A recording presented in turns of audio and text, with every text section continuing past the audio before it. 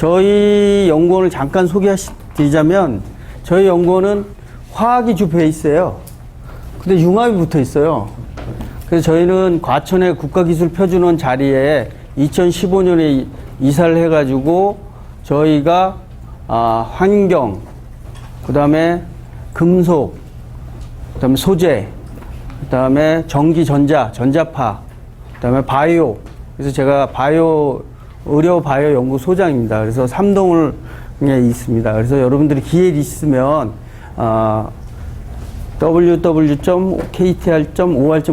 쳐보시면 저희 홈페이지가 나옵니다. 그래서 한번 저희 연구원 들어오셔갖고 화학이나 바이오 분야에 저희들이 시험 인증 업무를 하고 있습니다. 그래서 저희가 이제 의료기기 분야에 대해서 어떻게 이제 허가를 받고 어떤 실험을 하고 있고 어떤 관리를 하고 있는지 여러분들한테 소개를 시켜 드리려고 합니다. 잠깐만요. 네, 포인트가 여기 있네요. 그래서 순서는 이제 의료기기를 어떻게 하면 이제 허가를 받을 수 있고 판매를 할 수 있는가, 이러한 것들을 이제 이런 순서를 통해서 이제 소개를 시켜드리도록 하겠습니다. 의료기기 허가제도, 또 어떤 기술문서 심사를 받고 서류적인 심사를 받은 다음에 시험 검사를 하고, 그 다음에 공장의 GMP 시스템이 어떻게 진행되고 있는지까지 순으로 강의를 하겠습니다. 첫 번째 허가제도인데요. 자, 여러분들 책에는 아마 이게 조금 잘못됐을 겁니다. 의료기기라는 정의를 아셔야 돼요. 의료기기. 자, 우리가 의료기기를 정의를 한번 읽어볼게요. 사람이나 동물에게 어떤 단독이나 조합이 돼가지고 사용되는 기계기구, 장치, 또 재료, 그 다음에 소프트웨어까지 포함이 되어 있습니다. 요 소프트웨어가 빠졌죠, 여러분들. 네, 거기에는. 그래서 요번 최근에 이런 것들이 들어갔고, 그 다음에 이와 유사한 제품으로서 다음에 해당된 제품을 말한다. 그래서 4가지의 이제 내용이 나와 있습니다. 자, 여러분들 의료기기가 뭘까요? 의료기기. 자, 그러면 의료기기를 한번 연상해 봅시다. 의료기기 뭐가 있을까요? 병원을 딱 가면 생각이 많이 나는 게 있을 텐데. 여러분들, 뭐요? CT도 맞죠. 의료기기. 그거 하려면 진단을 목적으로 하고 있죠. 그죠? 저기, 질병의 진단. 그 다음에, 뭐요? 얘기해보세요. 편안하게. 건강해서 잘 안 가시겠지만, 그래도 주변에, 안 가도 주변에 굉장히 많아요, 의료기기가. 뭐가 있을까요? 여러분들 이번 주에 의료기기를 한다고 하시는데, 공부를. 어떤 게 의료기기인지를 이미지화 시키면 가장 좋아요. 저 말을 다 외울 수는 없어요. 솔직히 저도 잘 못 외워요. 근데 어떤 거냐, 우리가. 이미지를 먼저 하면 쉽게 들어오거든요.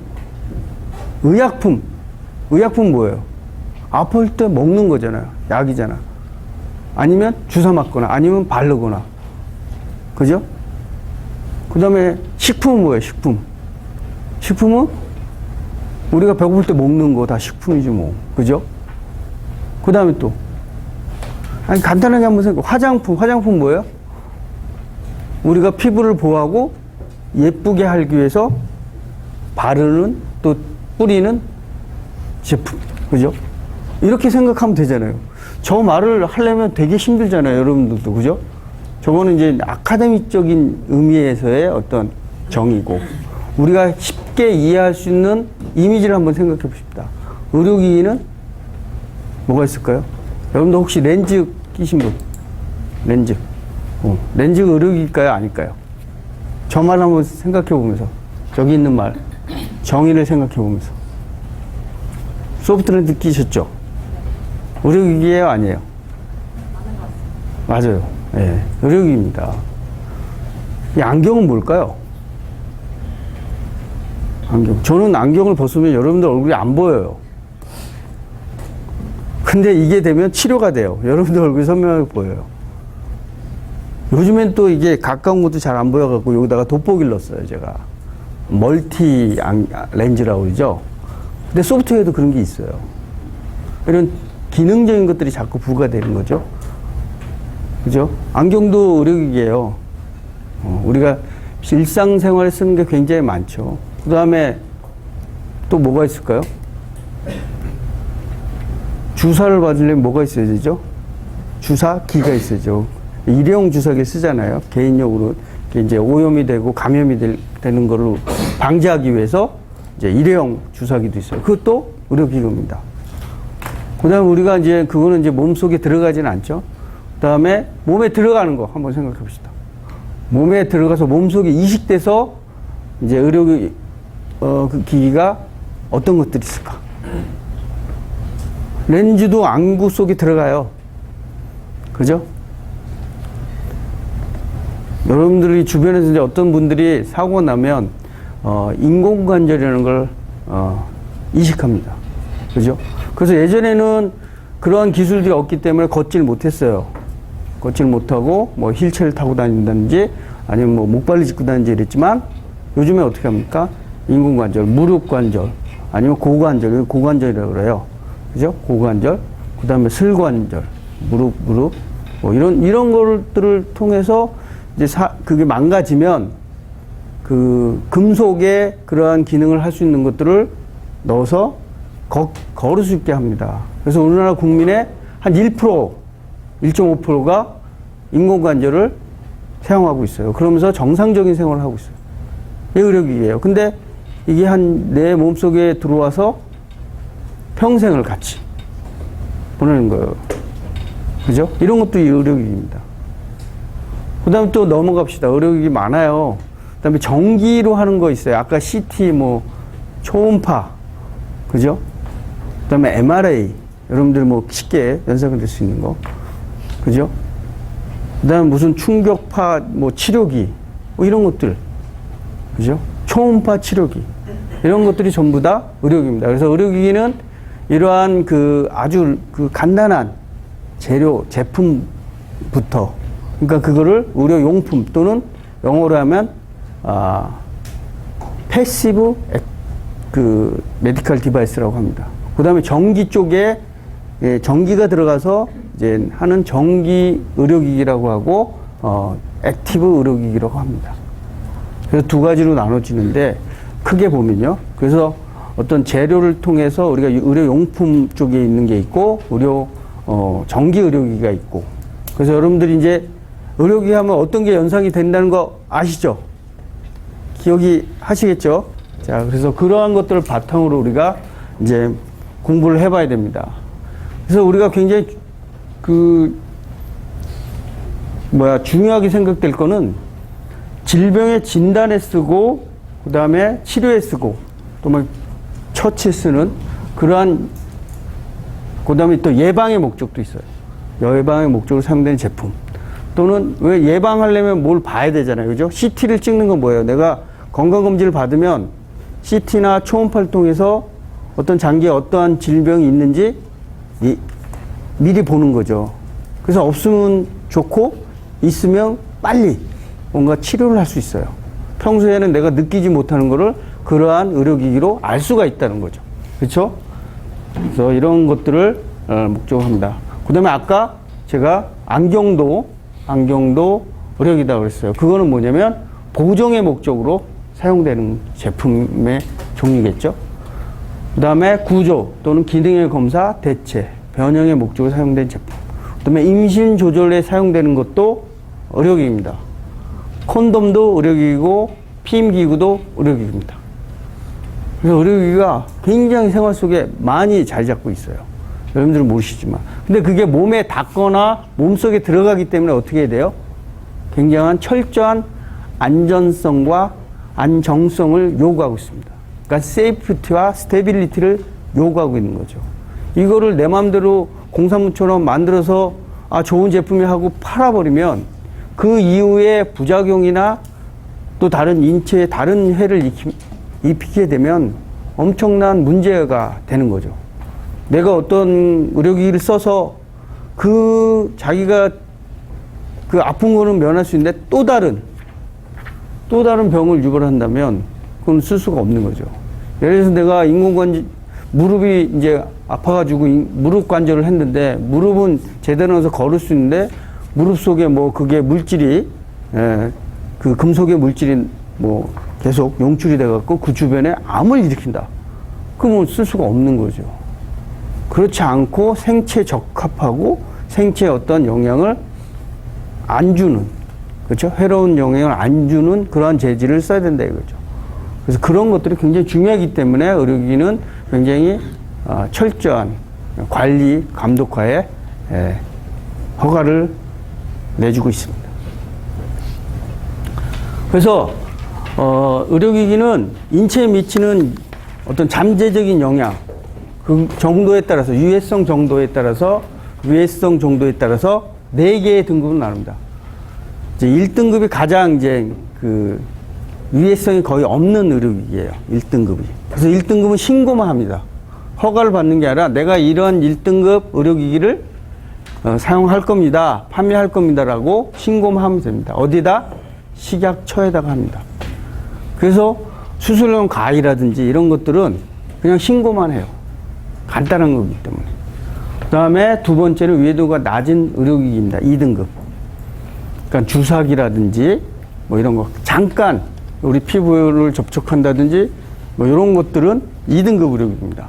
그 다음에 3등급은 몇 시간 동안 몸속에 또는 혈액 속에 이제 접촉이 하는 그런 것들 3등급. 4등급은 이제 완전히 이식이 되거나 뭐 이런 몸속에 이식이 되는 이런 것들, 위해도가 높은 것들. 그죠? 그런 것들을 이제 4등급이라고 해서 저희가 등급을 1등급부터 4등급까지 나눈다. 그 다음에 이런 잠재적 위해성의 판단 기준은 인체하고 접촉된 시간, 그 다음에 침습, 어느 정도 들어가냐.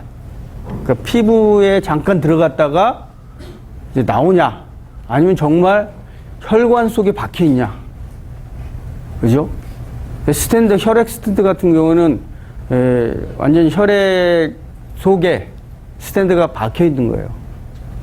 그래서 그거는 계속 있기 때문에 그런 정도 침습이 어디에 얼마만큼 있냐.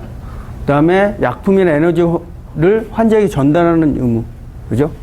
이게 이제 약품을 전달하는 건 뭐가 있어요? 우리가 수액 세트 같은 거 있을 수 있죠. 그죠? 약을 넣고, 그 다음에 그 수액 백도, 그죠? 수액에 요즘에는 이제 비닐백으로 하고 있어요. 수액 세트가. 그걸 통해서 수액관을 통해서 바늘을 통해서 혈액으로 들어가잖아요. 그런 약물을 전달하는 것도 의료기기입니다. 그 다음에 에너지를 전달하는 거. 어떤 충격파를 전달해서 통증을 완화시켜주는 거. 충격파 치료기. 그죠? 아니면 초음파 치료기. 뭐 이런 거. 그 다음에 환자에게 생물학적 영향이 아니라 영향으로 고쳐주십시오. 영향을 미치는 여부. 가장 중요한 게 저거가 아닐까 싶습니다. 그죠? 내가 아파서 갔는데 의료기를 썼는데, 그죠? 도움을 받기 위해서 썼는데, 그게 어떠한 잘못된 위해성을 일으키는 물질이라면 쓸 수가 없겠죠. 그죠? 또 다른 부작용으로 나타나기 때문에. 그래서 이렇게 하고 있습니다. 그 다음에, 체해 진단용 그 의료기기가 있습니다. 그러면 이게 뭐냐면, IVD라고 그래서 여러분들이 혹시 써보실 수도 있어요. 키트 같은 거 있어요. 뭐, 임신 진단 키트도 있고, 그 다음에 무슨 내가 어떠한 실험할 때 쓰는 키트도 있고, 그 다음에 진단을 내리기 위해서 쓰는 키트들이 있어요. 요즘에 보면은 감기 바이러스 감기 진단하는 거, 그죠? 그런 거 병원에서도 쓰고 우리 실험실에도 많이 써요. 그런 것도 의료기기예요. 체외 진단 의료기기라고 그래가지고요. 예. 그래서 IVD라고 합니다. 그다음에 우리가 약 한 2,200개 정도의 그 품목을 가진 의료기기가 있어요. 그래서 이거를 크게 한번 분류를, 제가 일반적으로 알기 쉽게 분류한 게 뭐였어요? 전기 의료기기, 그 다음에 전기를 쓰지 않는 그냥 의료용품. 그래서 그냥 전기를 안 쓰니까 패시브, 그다음에 전기를 쓰니까 액티브 이렇게 분류했는데 그 분류로 또 이제 이렇게 구분할 수 있는 그러한 척도가 되지만 가장 그 4개 정도로 또 나눌 수가 있어요. 뭐냐면 아까 말한 체진단 의료기기, 그게 한 그룹이죠. 또 그다음에 치과용 의료기기, 그죠? 왜냐면 여기 그 입속에 치과에 쓰는 그 속에는요, 이 몸 속에 분류가 다 있잖아요. 병원 가면 무슨 뭐 내과, 신경외과, 정형외과, 성형외과 다 있잖아요. 여기에도 다 있어요. 입속에도. 그러니까 하나의 이 분류가 될 수가 있어요. 조금 약간은 다르죠. 특성이나 이런 게, 치과는. 그 다음에 의료용품. 의료용품은 뭐예요? 제가 아까 말씀드린 전기를 안 쓰는 거. 그 다음에 기계기구로는 주로 전기를 쓰는 거. 이렇게 또 4개의 분류로 나누고 있습니다. 그 다음에 2000 몇 개를 우리가 분류를 해야지 이게 어떤 관리하기가 쉽거든요. 그래서 사실은 이 분류를 또 이제 이렇게 26개 품목군으로 묶는 거예요. 저는 옛날에 미생물학을 배울 때 왜 이렇게 저렇게 분류를 할까 그랬어요. 근데 찾기 쉽고 관리하기 쉽게 하게 되는 거예요. 나중에 보니까. 우리가 사람을 누군가를 찾는데 그 사람이 여자냐 남자냐 하면 벌써 50%는 모르겠어요. 성비가 50대 50인지 모르겠지만 어쨌든 비슷하게 성비가 있다면 50%는 우리가 줄어든 거잖아요. 관리 측면이나 또는 찾는 데 있어서. 그죠? 그런 것처럼 분류를 잘 해야 돼요. 그래서 2000개의 분류를 26개 품목군으로 나눠가지고 1군은 뭐, 2군은 뭐 해서 26개 군으로 해서 유헬스까지 이제 돼 있어요. 그래서 그런 것들을 분류해서 우리가 관리를 하고 있다. 이런 걸 아시면 되겠고요. 그 다음에 실제로 우리가 의료기기가 아닌지 긴지르가 애매한 제품들이 있어요. 이거를 의료기기로 허가를 받아야 되는지 내가 개발을 해서 딱 이제 팔려고 하는데 이게 공산품인지 의료기기인데 의료기기에 이게 치과 재료인지 아니면 체해진단인지 아니면 의료용품인지 기계기구에 속했는지 아니면 이게 몇 3등급에 뭐에 들어가는 건지 몇 등급인지 이거 잘 모르는 경우가 있어요. 이걸 알아야, 그죠? 내가 어떤 품목군에 26개 품목군에 무슨 13품목군 안에 뭐 어떤 제품이다 이렇게 딱 명확하게 정의를 받아야 이게 허가를 어떻게 받는 게 나오거든요. 근데 몰라. 그 경우에는 이러한 해당 여부 검토 신청을 해서 우리가 이러한 것들을 보고 해야 됩니다. 그게 뭐냐면 맨 먼저 내가 의료기기가 확실하면 우리가 그 의료기기에 대해서 내가 어떤 품목군, 어떤 품목, 그 다음에 그 제품의 사용 목적, 이런 거 써갖고 기술 문서라는 걸 만들어야 돼요. 좀 이따가 말씀드릴게요. 근데 그것도 몰라. 의료기기가 아닌지, 긴지 모르면 어떻게 해요? 헷갈리잖아요. 그러니까 이거는 확실하게 식약청 민원 상담실에 상담을 해서 정의를 딱 받고, 아니면 이메일로 올려가지고, 아니면 뭐 웹사이트에 올려서 질의를 해서 내가 문서로 받아서 의료기기가 확실함을 먼저 해야 된다. 그 다음에 해야 될 게 요거예요. 해당 여부 검토 신청을 해 주셔야 돼요. 그게 뭐냐면 이게 기술 문서를 작성하는 겁니다. 내 의료기기는 어떠한 제품이고 어떠한 목적으로 용도로 사용할 거고 어떤 모양을 가졌고 어떤 기능을 갖고 있고 어떤 시험 검사를 했더니 괜찮더라. 그래서 허가 주십시오 라고 하는 게 기술 문서입니다. 그래서 영어로 얘기하면 테크니컬 도큐멘테이션 이렇게 얘기를 합니다. 그래서 의약품은 기시법이라고 합니다. 기준 및 시험 방법이라고 하죠. 그 다음에 의료기에서는 예전에 그런 말을 썼는데 지금은 기술 문서라고 쓰고 있어요. 자, 그래서 우리가 허가를 받을 때 제일 먼저 하는 건 뭐냐면 내 제품이 의료기기인데 이게 문제가 없습니다. 사람에게 써도 전혀 부작용이 없고 안전합니다를 누구한테 허락을 받아야 돼요? 누구한테? 그런 걸 이제 하는 거예요. 그치? 누구한테? 자, 그러면 아까 1등급은 제가 뭐라고 그랬어요? 허가를 받는 게 아니라 신고만 하는 거예요. 그죠? 내 스스로 내 1등급을 생산하고 판매할 테니까 신고만 합니다. 라고 하는 거지. 내가 허락해 주세요. 그러면 허락을 안 받아도 된다는 거예요. 그죠? 그래서 어쨌든 전자민원 시스템에 등록을 하게 되면 저기서 한국의료기기 안전정보원이라는 데서 이거를 봐서 근데 뭔가 틀리면 이거 보완해 주세요 하겠죠. 내용이 틀린다든지 하면 그런 검토만 해서 등록을 하면 여기서 최종적으로 등록을 해줍니다. 그러면 1등급은 그냥 판매하면 돼요. 전혀 문제가 없어요. GMP도 관계가 없어요.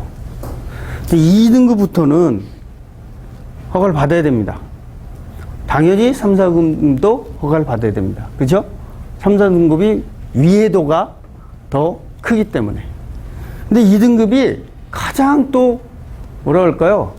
품목수가 많아요. 그러니까 많다 보니까 예전엔 전부 다 식약처에서 검토를 했어요.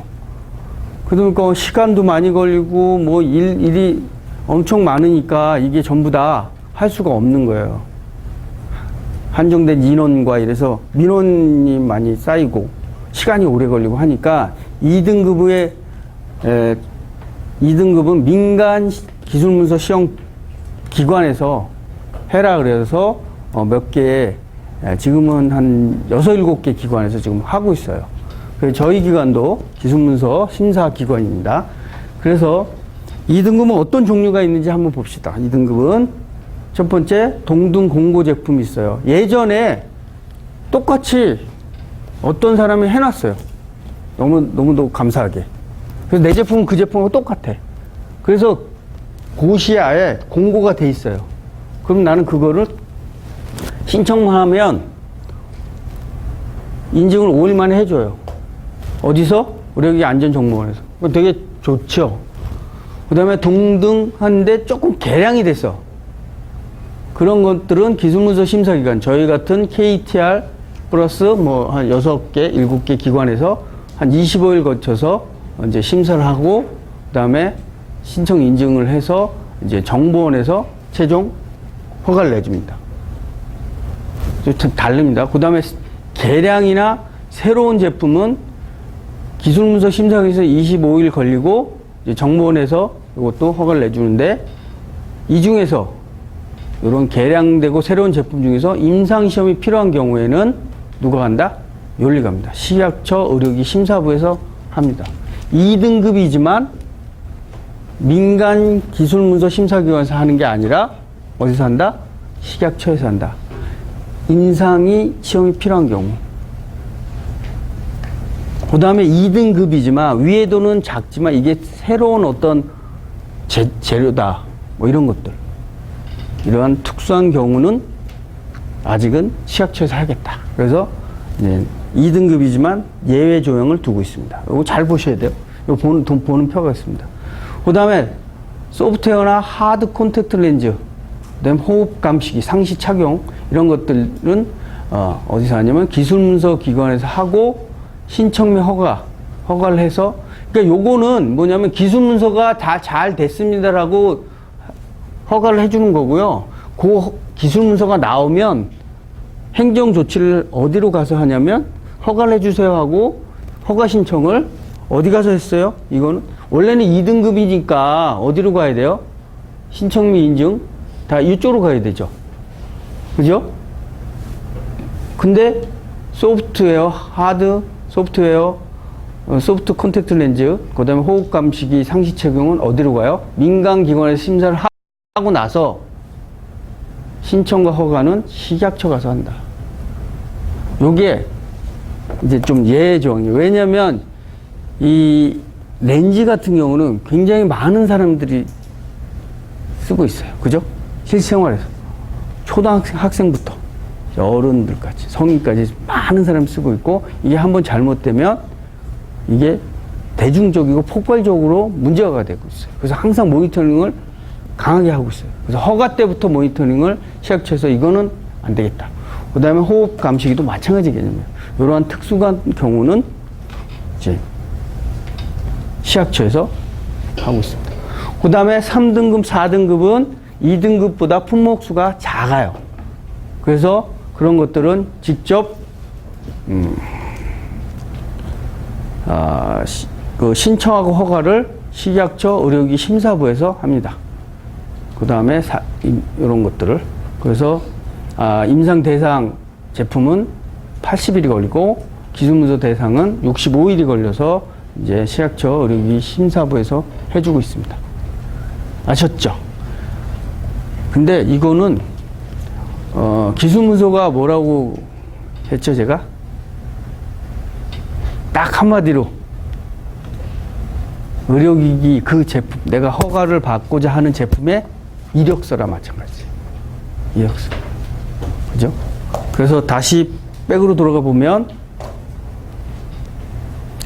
그 제품의 사용 목적에 관한 자료, 모양, 구조, 원재료, 성능, 사용 방법에 관한 자료, 기타 그 제품의 작동 원리 및 규격에 관한 자료.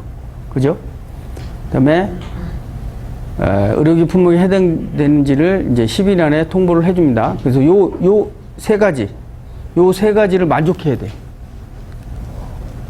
그런 내용이 들어가 있는 게 기술문서예요. 결국에는 그 제품의 이력서예요. 이력서. 그래서 그런 것들을 좀 구체적으로 또 봅시다.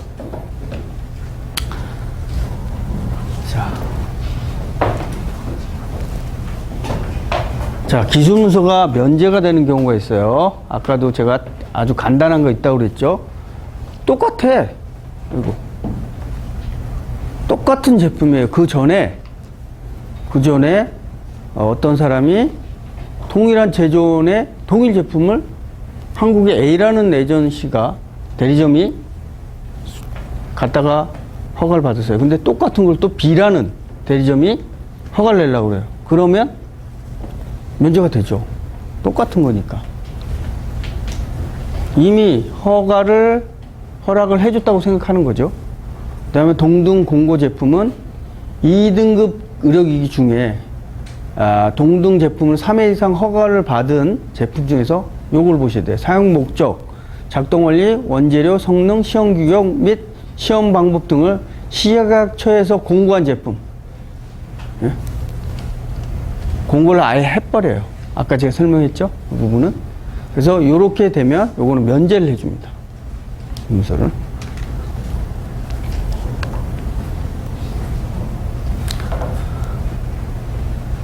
그 다음에 심사 대상은 1등급인데 1등급은 아까 어떻게 한다고 그랬어요? 신고만 한다고 그랬죠? 근데 특수하게 허가 의료기기가 있어요. 1등급 중인데도. 그런 것들은 해야 돼. 예외 조항이에요. 그 다음에 2등급, 3등급, 4등급은 이거 외에는 다 허가를 받아야 됩니다. 심사. 그 다음에 이런 제품, 동등 제품, 개량 제품, 새로운 제품 이런 경우에는 이제 심사를 받아야 되고요. 4등급인 경우에는 국제 표준화 기술 문서를 작성을 해서 심사를 받아야 됩니다. 그래서 4등급은 의외도가 높기 때문에 이제 국제적인 그런 표준화 기술 문서가 있어요. 거기에 준해서 이제 자료도 내야 되고 작성을 해야 됩니다. 그래서 우리가 실질적으로 면제를 받는 게 그렇게 많지는 않아요. 똑같은 제품, 동일 제품 아니면 동등 공고 제품 외에는 심사를 받아야 됩니다. 그죠? 그러니까 여러분들이 만약에 의료기기를 개발했다 그러면 어떻게 해야 돼요? 무조건 기술문서라는 걸 먼저 작성을 해야 된다. 근데 기술문서는 뭐냐? 의료기기의 이력서다. 그래서 어떤 내용들이 들어간다는 여기 세 개의 문장이 나와 있죠. 여기에 다 포함이 돼야 됩니다. 자, 그래서 한번 봅시다. 개인용 온열기라고 있어요. 이게 사회적으로도 이슈가 많이 된 제품인데 어쨌든 이 제품을 예를 들어서 한번 볼게요. 품목명이 나오죠. 내가 어떤 품목이고 개인용 온열기고 그다음에 품목 분류 번호가 있고 2등급이다. 그죠? 요게 명확히 들어가야 돼요. 아까 제가 설명을 드렸죠. 그다음에 사용 목적은 요런 거다. 작동 원리, 원자재는 뭐고, 성능은 어떻게 돼 있고, 시험 규격은 어떤 걸 규격을 써서 내가 실험을 했다. 그다음에 사용 방법은 뭐다. 아주 간단하지만 이게 굉장히 뒤에 자료 붙이고 하면 굉장히 또 두꺼워질 수가 있죠. 이거는 간단한 거니까 보여드리기 위해서 여러분들한테 말씀드립니다. 그래서 기술 문서는 2등급 의료기기는 식약처에서 다 하지 않고 식약처에서 지정한 7개의 민간 기술 문서 심사기관에서 하고 있습니다. 그 다음에 3, 4등급 또 아래에 해당되는 2등급 의료기기에 대해서는 식품의약청 안전평가원 의료기기 심사부에서 심사를 하고 있습니다. 그래서 아까 2등급 중인데도 임상시험에 관한 것, 또 새로운 재질, 새로운 제품에 대해서는 2등급이지만 식약처에서 한다고 말씀을 드렸고, 그다음에 체진단은 17년도에 민간 이양을 했습니다. 2등급. 그다음에 유헬스 의료기기는 아직도 식약처에서 하고 있고요. 이런 의약품이나 의약 외품의 조합, 복합 의료기기도 이렇게 하고 있습니다. 그래서 또 이제 품목고시에 소분류로 분리되지 않은 새로 지정이 필요한 의료기기도 민간기관에서 하는 게 아니라 식약처에서 하고 있습니다. 그래서 좀 쉽고 위해도가 낮은 것들은 민간, 7개 민간 기술문서 심사기관에서 하고 나머지 것들. 그 다음에 또 뭐가 있었죠? 한 가지? 여러분들 눈에 착용하는 소프트 렌즈, 하드 컨텐트 렌즈, 그 다음에 환자 감시용, 그죠? 그 상시 착용하는 거. 호흡, 봅시다. 여기 호흡 감시기. 네. 이런 것들은 이제, 문제가 생기면 대중적이고 폭발적이고 그렇기 때문에 시약처에서 직접 2등급이지만 하고 있다는 거.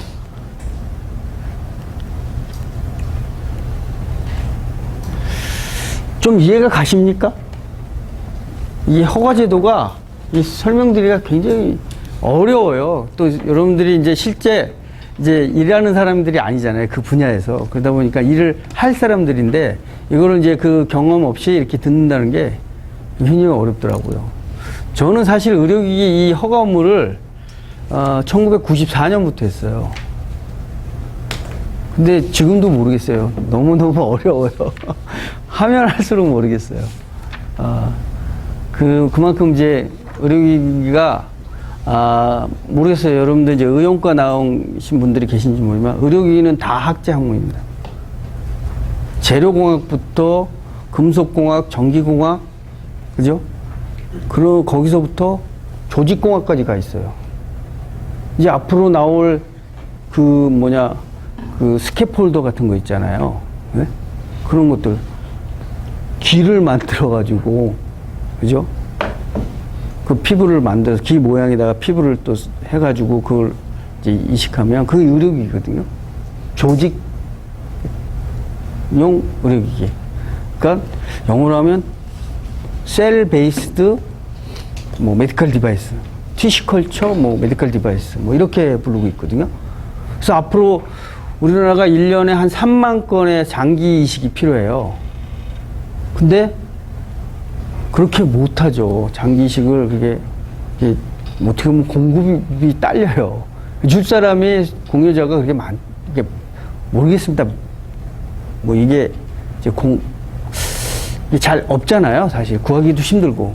근데 앞으로는 여러분들 시대에 한 10년 후에 15년 후에는 내 줄기세포를 뽑아서 완전히 신장세포로 가는 것들을 만들어서 다시 넣어줄 수가 있어요. 그런 것들이 지금 연구 중이거든요. 그게 티슈컬처를 통해서 셀 베이스드 메디컬 디바이스라고 합니다. 그것도 메디컬 디바이스예요. 그래서 앞으로는 장기 이식보다는 이제 조직 이식 또는 이제 줄기세포를 이용한 내 걸 가지고 하는 메디컬 디바이스 나올 겁니다. 그래서 내가 신장이 이제 약해서 이제 이식을 받아야 된다면 내 조직 줄기세포를 빼서 실험실에서 완전히 이제 완벽하게 키워서 다시 넣어줘서 이렇게 하는. 그러니까 이제 자동차가 부품이 고장나면 부품을 갈아 끼우는 것처럼 될지도 모른다. 이런 시대가 오고 있습니다. 그죠? 저 같은 경우도, 라이센스에 장기 이식하고 공여자하고 조직 공여자로 돼 있어요. 아예. 딱 찍혀 있어요. 조직은 뭐냐면 우리나라 사람들은 잘 안 하는데, 제가 이제 GMP 심사로 미국 갔었는데, 미국 같은 경우에, 저도 깜짝 놀랐어요. 사람의 피부와 뼈를, 이제 사람의 이제 그 부분 사체를 받아서, 그거를 가공을 해서 이제 의료기기로 파는 회사였어요. 그 회사는 뼈, 그 다음에 피부. 그래서 저희가 화상을 입게 되면 가장 좋은 게 사람의 피부예요. 3도 화상 이상 되면 다른 거 필요 없어요. 사람의 피부를 쫙 해서 쫙 이식을 해주면 가장 좋습니다. 그래서 우리나라는 미국에서 수입을 했었습니다, 많이. 근데 사실 자국민은 좋은 거 주고 제가 생각할 때는 조금 그 B급을 주지 않을까 이런 생각을 해봅니다. 그래서 그때 심사를 갔을 때도 이제 거기에 이제 저기 심사용으로 제가 이제 대비하고 이제 쭉 봤는데 이제 공여자들이 다 있어요. 코드 번호 해가지고 그거부터 관리를 합니다.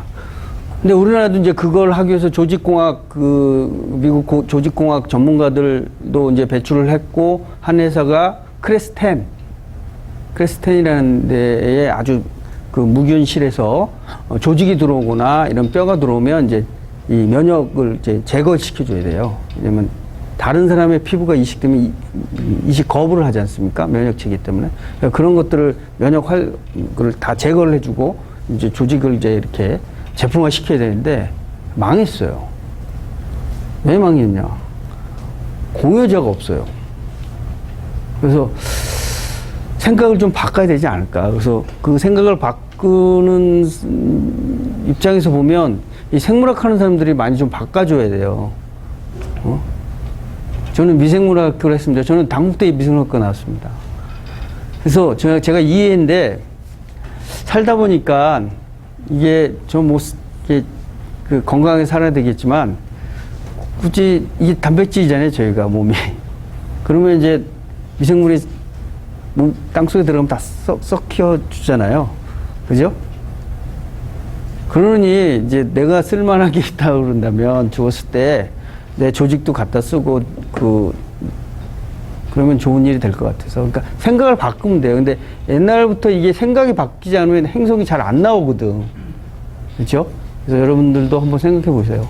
근데 그게 우리 메디컬 디바이스입니다. 그걸 설명해 드리기 위해서 이제 제가 약간 그런 말씀을 드렸는데, 미국 사람들은 우리 한국 사람보다는 좀 더 그런 개념에 대해서는 자유로운 것 같아요. 근데 우리는 이제 유교적인 생각, 부모님이 주신 내 몸을 함부로, 그죠? 할 수 있냐, 이런 건데, 저는 한번 여러분들 이제 우리가 이제 생각을 바꿀 때가 되지 않을까.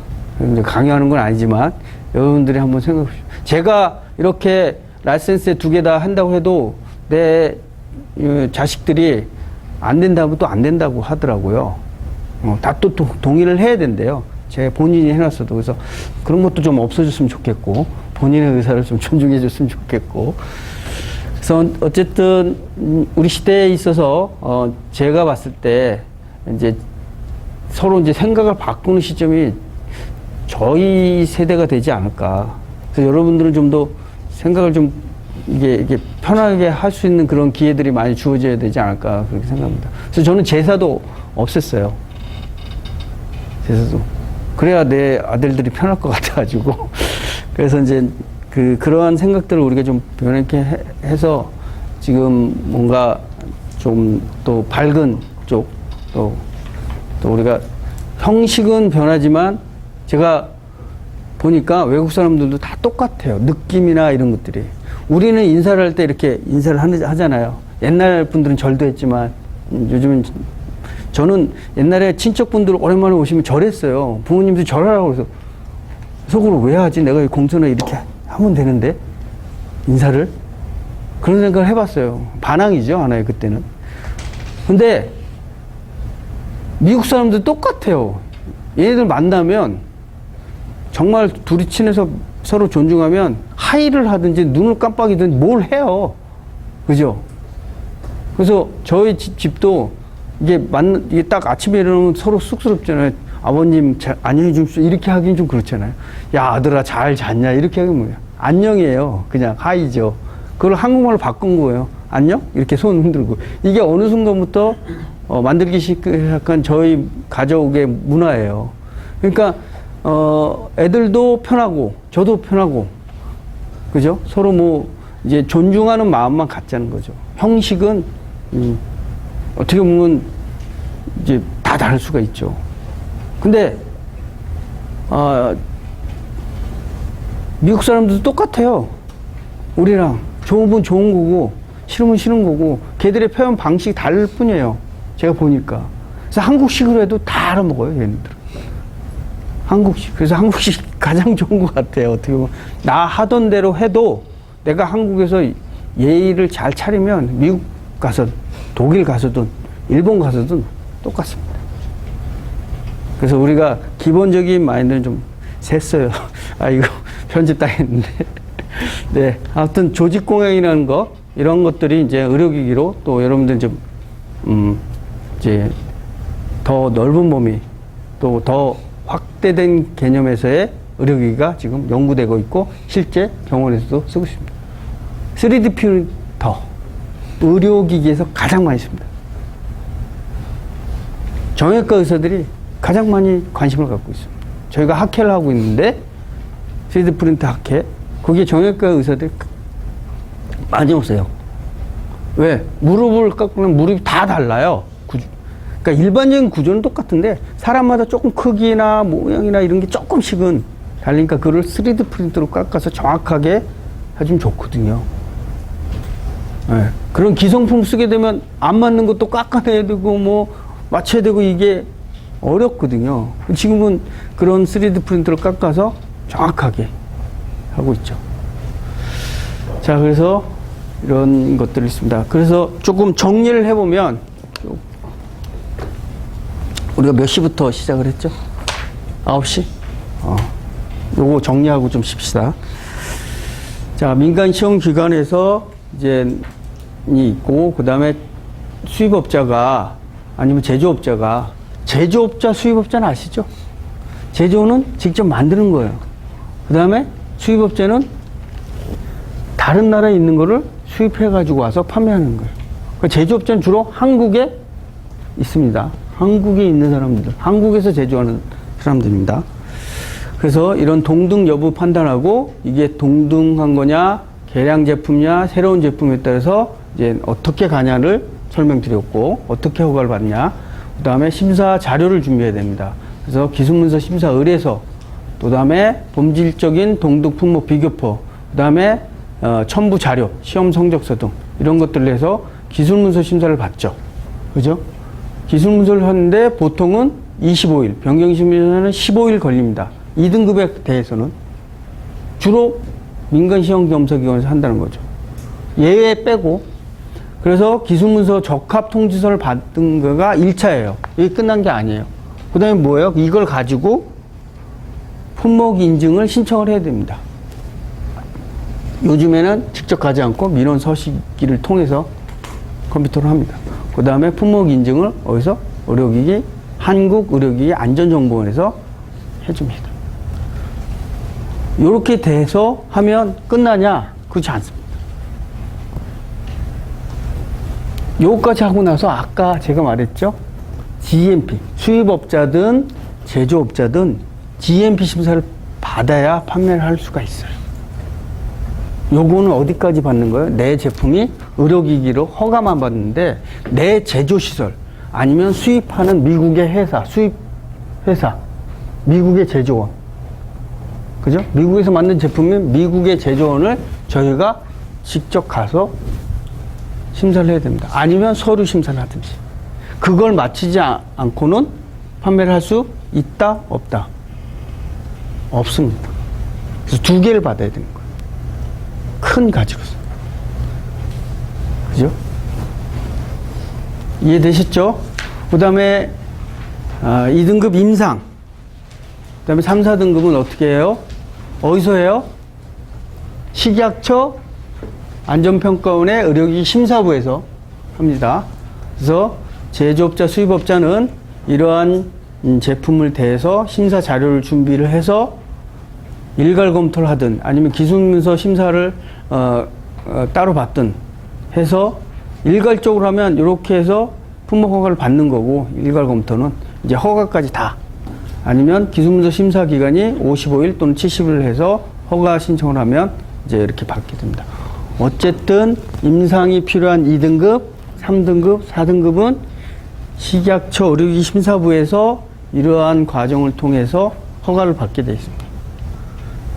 이건 기술문서에 대한 허가입니다. 그죠? 우리 제품의 이력서에 대한, 그죠? 대한 허가예요. 이걸 받고 나서 판매를 할 수 있다, 없다? 기술문서만 받고 나서는 판매할 수 있어요? 못해요? 못한다고 그랬죠. 네? 다시 한번 강조드립니다.